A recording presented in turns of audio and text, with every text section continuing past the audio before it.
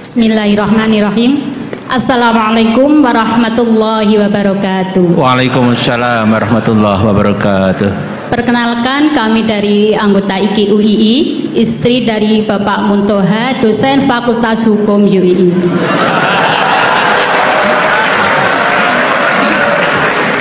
Maaf, tadi diminta oleh mbaknya untuk memperkenalkan diri. Ya, monggo Bu Muntoha ya. Kepada yang terhormat Bapak Profesor Dr. M. Khurai Shihab dan Kiai Haji Ahmad Baharudin Nur Salim. Tadi sudah disampaikan banyak hal tentang tafsir, yang tadi menyinggung tentang pernikahan, kemudian tentang Anisa, tentang perempuan dan sebagainya. Kemudian saya ingat pada suatu saat saya berdebat dengan suami saya. Bagus ini. Betul ini. Saya pernah berdebat dengan suami saya mengenai ayat yang berbunyi, yaitu surat An-Nisa ayat 43 maaf, yang berbunyi, saya penggal ayatnya. A'udzubillahi minasyaitonirrajim. Bismillahirrahmanirrahim. Wa in kuntum marda ala safarin aw jaa ahadum minkum minal ghaiti aw lamastumun nisa falam tajidu ma'an fatayammamu sa'idan thayyiban famsahu biwujuhikum wa aydikum innallaha kana afuwan ghafura. Yang jadi pertanyaan adalah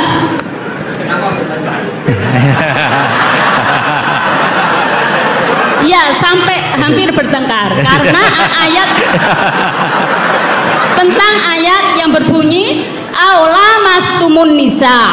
Oke, aula mastumun nisa. Di sini kami teringat dulu waktu masih kuliah di IAIN, pelajaran usul fikih, yang mana dosen saya almarhum beliau sudah Pak Nur Madawam, beliau menerangkan tentang arti dari aula mastumun nisa, di mana beliau sebenarnya tidak bisa memberikan jawaban yang pasti. Hanya beliau menyampaikan perbedaan pendapat dari kata aula mastumun nisa, yaitu ada dua mazhab. Yang satunya berpendapat bahwa aula mastumun nisa itu artinya adalah menyentuh, dan mazhab yang satunya saya lupa mazhab apa, itu maknanya adalah berhubungan suami istri.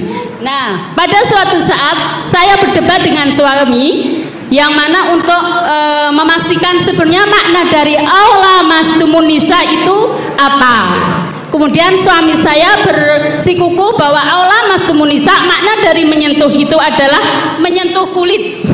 Nah, kemudian saya bersikuku bahwa makna dari aula mastumun nisa itu adalah berhubungan. Nah, setelah hari berikutnya suami saya goda.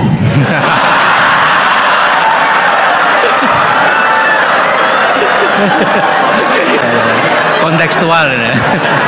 Saya goda.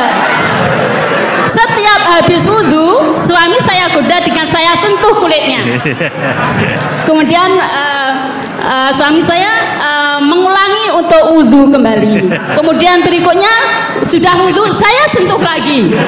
Batal kan? Pendapatnya batal karena aula mastumun nisa tadi pendapatnya adalah menyentuh kulit. Batal. Jadi beberapa kali saya goda suami saya, setelah wudhu saya sentuh kulitnya dan mengulangi wudhunya. Dan berikutnya, karena saya masih waktu itu berpegang bahwa menyentuh itu adalah berhubungan suami istri. Nah, yang jadi pertanyaan Prof. Khurai Shihab yang kami hormati adalah makna tafsir daripada ayat aula mastumun nisa yang sebenarnya itu yang mana? Apakah sekedar menyentuh atau berhubungan suami istri? Demikian pertanyaan. Terima kasih. Assalamualaikum warahmatullahi wabarakatuh. Waalaikumsalam warahmatullahi wabarakatuh. Tidak dijawab juga ya, kenapa bertengkar? Terus pertanyaan kedua, kenapa hanya nyentuh saja tidak diteruskan?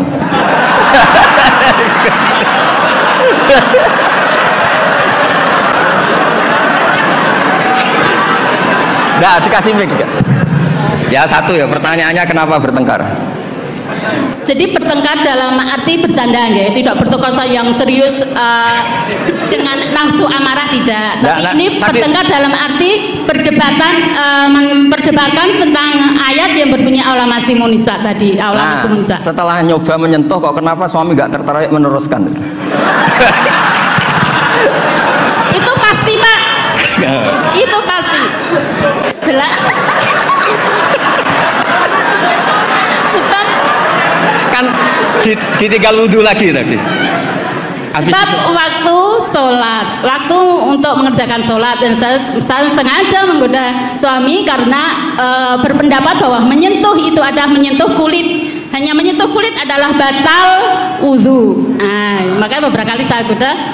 Kalau nanti pertanyaan Gus Bah dilanjutkan.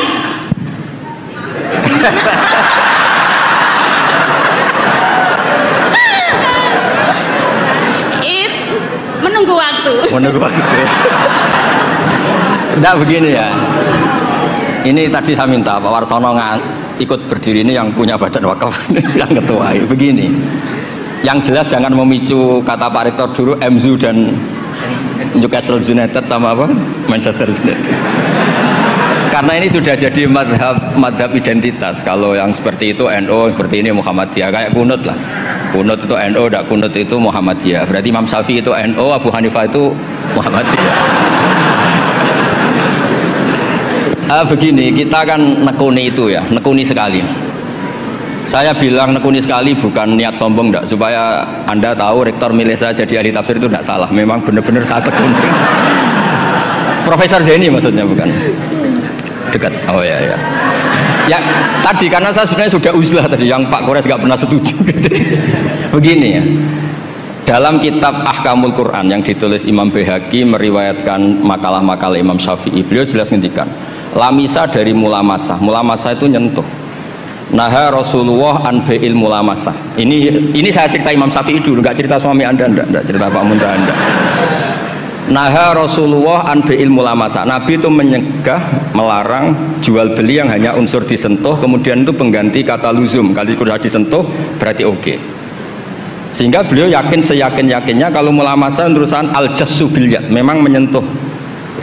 Nah, satu-satunya riwayat yang populer itu adalah Ibnu Abbas. Ibnu Abbas mengartikan awalamas tumun nisa itu au jamak tumun nisa, memang sampai hubungan suami istri.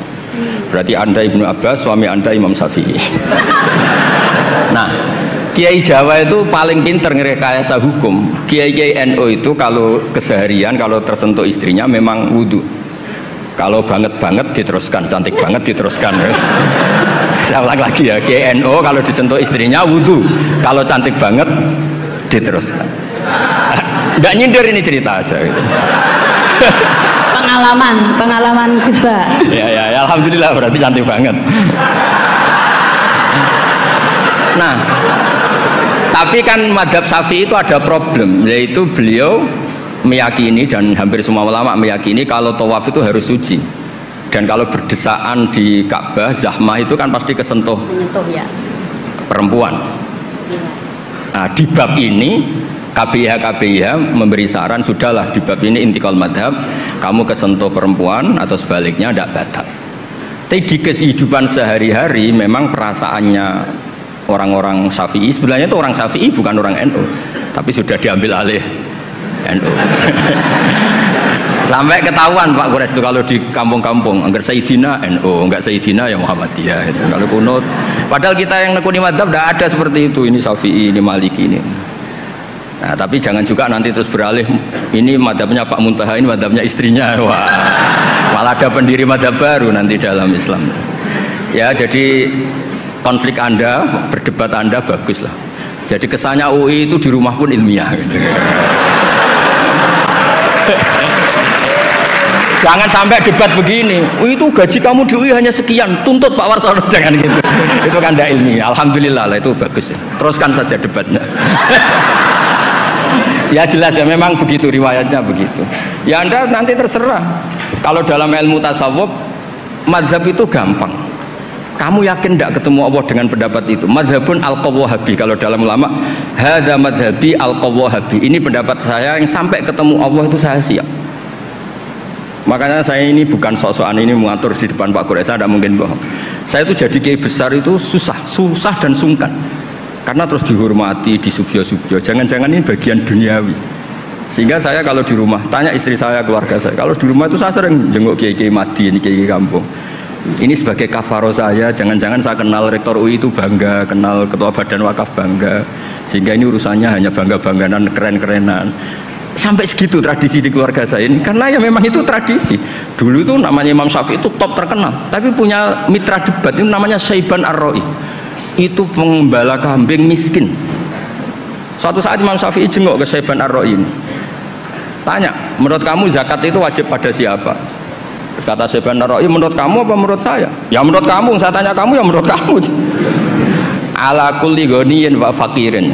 Zakat itu wajib bagi orang kaya dan orang fakir. Loh kenapa? Masa orang fakir sudah miskin wajib zakat? Memangnya orang fakir hartanya bersih semua? Enggak kan?